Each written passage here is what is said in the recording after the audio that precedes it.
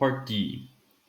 So now we're asked to determine if the events A and M are independent, and we have to justify our answer.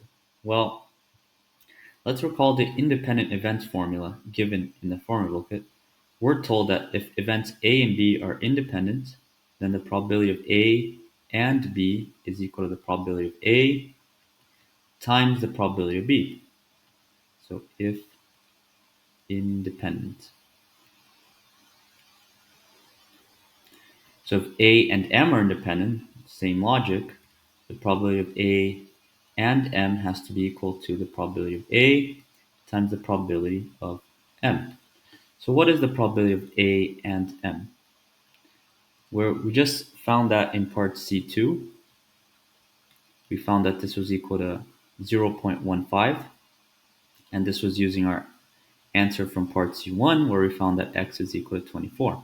So anyway, probability of A and M is equal to 0.15.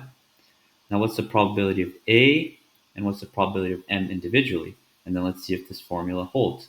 So the probability of A, that's the probability that if we pick an adult, a person surveyed at random, that they are an adult. Well, there's 100 adults out of 160 people surveyed. So the probability of the person being an adult, probability of A is simply 100 over 160, which we can simplify into, well, this is 5 over 8, or 0.625. So let's leave it as a decimal. And now what's the probability of M? Well, that's the probability that if you pick a person at random that they prefer milk chocolate, whether they are children or adults. So that's 48 plus x, which is 24. So 48 plus 24 over 160, which is the same as 72 over 160. So let's see what this is equal to. 72 divided by 160, 0.45.